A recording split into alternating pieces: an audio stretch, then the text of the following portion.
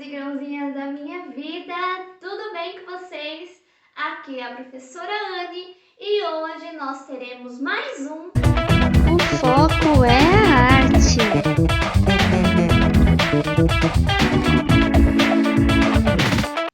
E o foco é a arte de hoje. É sobre um artista que a professora ama muito e muita gente ama esse artista, que é o Van Gogh. Van Gogh foi um artista expressionista, realmente pioneiro no estilo de pintura.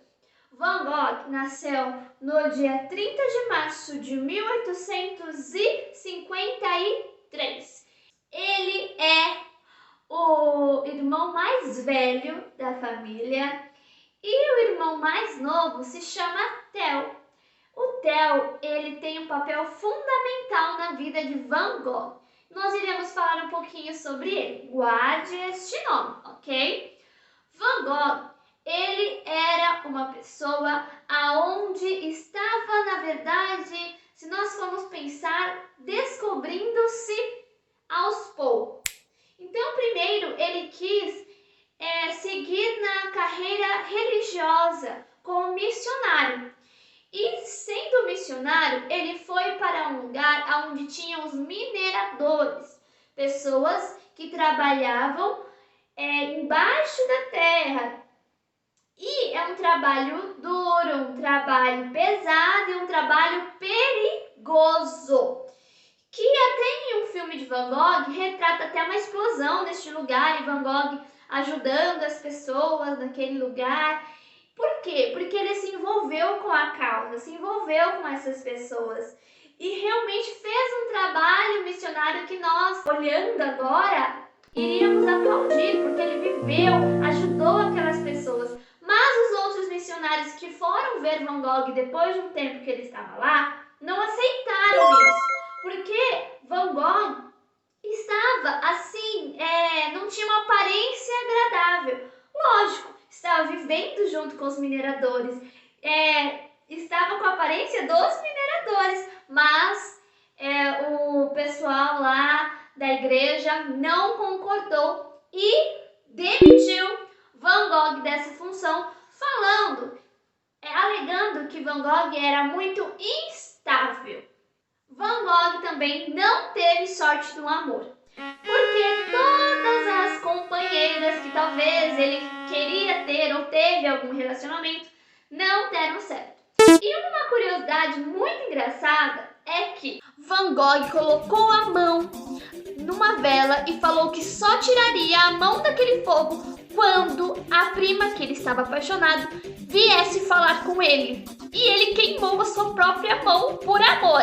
Olha só. Van Gogh estudou também na Belas Artes de Bruxelas. Mas, como nós sabemos, a arte acadêmica é uma arte tradicional, uma arte que traz aí técnicas rigorosas. E o Van Gogh, como nós conhecemos as artes deles, não é nada acadêmica, é um outro olhar. Van Gogh tinha um outro olhar, assim como os impressionistas e agora os pós-impressionistas e depois os expressionistas. O artista queria se expressar, colocar novas possibilidades e não era diferente com Van Gogh. Então, ele não se deu bem lá e saiu da escola acadêmica. Lembrando que a Pro esqueceu de falar que os comedores de batatas do Van Gogh, que vocês estão vendo agora, é um quadro dos mineradores. Então, na convivência com eles, ele pintou esse quadro referente aos mineradores. Assim, Van Gogh foi pela primeira vez para Paris. E lá em Paris, ele encontrou os impressionistas que estavam bombando. Sabe? Agora já não estava mais aquela coisa só de um ou dois. Eram muitos artistas impressionistas, pós-impressionistas, e Van Gogh ficou encantado. Van Gogh também pintou mais de 43 autorretrato é o quê? Um retrato de si mesmo, então ele pintou mais de 43 autorretratos entre 85 e 89. Repare que nesses autorretratos ele coloca expressão muito intensa nos olhos. Então, os olhos são assim expressivos, né, grandes, que chamam a nossa atenção. Van Gogh não tinha um relatório completo do que talvez ele poderia ter psicologicamente, mas nós poderíamos pensar que talvez ele era bipolar, ou ele era epilético, ou ele tinha sífilis, ou ele foi intoxicado pelo chumbo das tintas, tantas possibilidades. E outra possibilidade é nós pensarmos e imaginarmos se Van Gogh estivesse nos dias de hoje, o que será que ele seria diagnosticado pelos médicos de hoje em dia? E o tratamento dessa doença, né? O tratamento do que ele tivesse sido diagnosticado, o que seria de Van Gogh com esse tratamento? É um momento de pensar e refletir, né? Imaginar o que será? Seria o mesmo Van Gogh? Teríamos as mesmas pinturas? Ah, mas lembrando, Van Gogh sempre pintava em clareza mental. Não era um louco soltando a tinta na tela. Não, ele tinha clareza naquilo que ele estava fazendo e tinha percepções de cores, de luz, de forma, tudo aí tecnicamente também falando sobre a pintura. Depois ele se mudou para o sul da França, em Arles, e lá ele pintou vários quadros muito famosos que nós conhecemos, como a Cadeira de Van Gogh, o Quarto em Arles, o Café à Noite, o Terraço do Café à Noite, Noite Estrelada e Natureza Morta, com os vasos com 12 girassóis. Então esses quadros são um dos quadros mais famosos aí de Van Gogh e foi feito em Arles, lá no interior, lá da França. Daí nós temos o mais famoso caso que aconteceu com Van Gogh, que foi o corte na orelha. Dizem que o corte foi muito rente à cabeça e que, pensando nisso, gente, ele se livrou da morte por um triz, mas ele não morreu após cortar a orelha.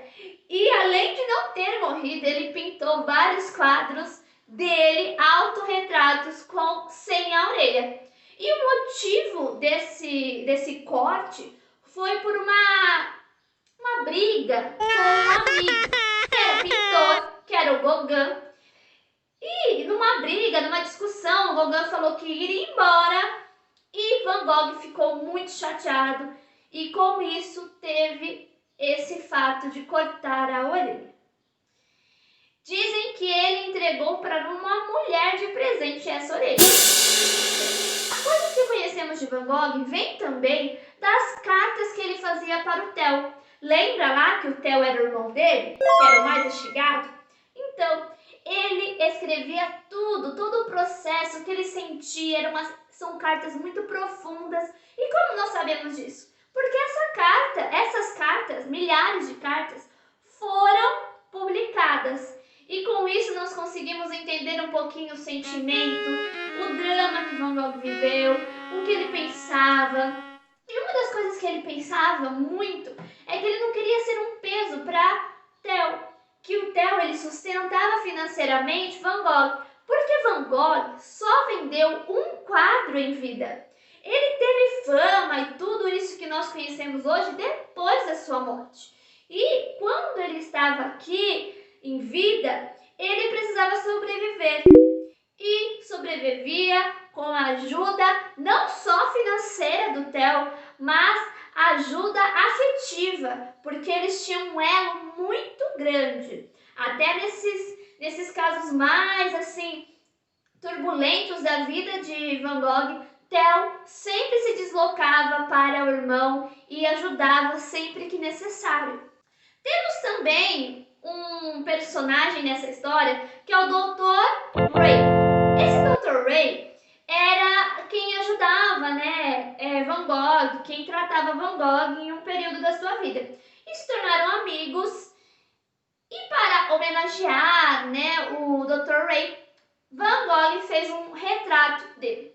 Só que, se vocês repararem no retrato, não é um retrato que nós vemos, talvez, no Renascimento, né? Que são aquelas técnicas. Não, é diferente. Já era diferente a pintura de Van Gogh. Mas Dr. Ray não gostou. Mas aceitou o presente, sabe? Quando você não gosta de uma coisa, né? E você aceita. Quando sua vovó te dá cueca, calcinha, meia, sabe? Lógico que não tem nada a ver essa comparação, mas é só pra descontrair e você entender que ele não gostou. Então não tinha utilidade na sua casa. Alguém da sua família pegou esse quadro que Van Gogh fez e colocou para tapar. Tapar o quê, gente? Um galinheiro. Acredita nisso? E a família foi conhecida por colocar um quadro de Van Gogh no galinheiro. Van Gogh precisava de tratamento e esteve em um lugar onde ele recebeu esse tratamento, né, que nós podemos colocar como um, né, pejorativo, até um hospício, um lugar onde ele tinha os cuidados, e na janela do quarto dele ele viu essa noite estrelada. Logicamente, temos dois olhares: o olhar real para a noite estrelada que ele realmente viu na janela, mas o olhar do artista, o olhar do interior do artista vendo uma imagem. Então ele transforma essa imagem e nós conseguimos ver as linhas que nós já conversamos um pouco. Então as ondulações do quadro, nós conseguimos observar que quando o quadro ele tem muitas ondulações, não tem muitas linhas horizontais, ele nos traz um remeleixo, igual a professora sempre faz, traz um desconforto, porque essas linhas causam isso. E nós conseguimos perceber também que o excesso de tinta é uma característica de Van Gogh. Então ele colocava o relevo de verdade. As tintas eram excessivas, então ele jogava tinta de uma maneira que ele queria, artística, e essa tinta ela ficava 3D de verdade, não é nada assim igual as outras artes faziam, que queriam fazer algum relevo, mas faziam com técnicas que não eram realmente relevos. Não, Van Gogh usou realmente a tinta com relevo. E nós conseguimos observar que nos quadros de Van Gogh nós temos luz, nós temos cores e nós temos relevo, que são as características principais dele e que vai influenciar muito o expressionismo, que vem após o impressionismo. E nós sabemos que o expressionismo, mas não tem problema nós falarmos de novo para que nós não venhamos esquecer, o expressionismo é uma expressão do artista. Então, nós temos aqui a expressão de Van Gogh. A pintura do Campos dizem que foi a última pintura de Van Gogh. Por que a última? Porque, infelizmente, Van Gogh, ele se suicida. Essa é uma primeira versão. Ele pega uma arma escondida de um amigo, vai para o campo e atira no seu próprio peito, em 1890. Mas ele morre assim, de cara? Não. Demora-se alguns dias para que realmente Van Gogh perca a vida e dá até o tempo do Theo se despedir e ele fala que ele quer morrer desta maneira. Mas, na teoria da conspiração, temos também outro caso que pode ter acontecido com Van Gogh, que poderia ter sido um tiro acidental por um amigo que estava com uma arma, brincando, não sei, e daí atirou acidentalmente em Van Gogh. Mas Van Gogh não queria acusar o amigo, porque sabia das consequências, né, de medo dele sofrer as consequências pelo ato. Então ele falou que tinha sido ele mesmo para acobertar. Se é verdade, ninguém sabe. Tem dois casos no filme. Tem um filme que ele realmente se mata e tem um filme retratando Van Gogh que realmente é um amigo que acontece esse acidente. Quero indicar para vocês, se vocês tiverem um tempinho para assistir, meus alunos, quero indicar o filme Love, Vincent. Por quê? Esse filme ele é maravilhoso, todo pintado, cheio de detalhes, incrível para você conhecer mais a fundo a história de Vincent Van Gogh. Ok, pessoal, para finalizar, sabe quantas obras Van Gogh fez? Mais de 2.000 obras, sendo 900 obras com a pintura e 1.100 obras feitas em papel. Esse é Vincent Van Gogh, esse cara extraordinário que revolucionou a pintura, o modo de se ver a arte e a vida sempre aí no jogo, né? Sempre trazendo experiências da vida para a arte e a arte para a vida. E fiquem aí com o quadro Noite Estrelada atrás de mim. Se você quiser, comenta aqui embaixo para a Pro o que você acha desse quadro, quais as sensações ele traz para você. Eu quero muito saber. Se você não se inscreveu ainda no canal da Pro, não sei o porquê, mas agora é a hora de você parar com esse joguinho aí com a Pro de vida e de arte e clicar aí no botão de inscrever e dar uma curtida com o dedão pra cima, não esquece, hein? Compartilha com alguém essa mensagem, alguém que queira conhecer um pouquinho mais de arte de maneira simples, mas de uma maneira assim deliciosa. Um beijinho no coração de vocês, adoro estar com vocês aqui. Tchau!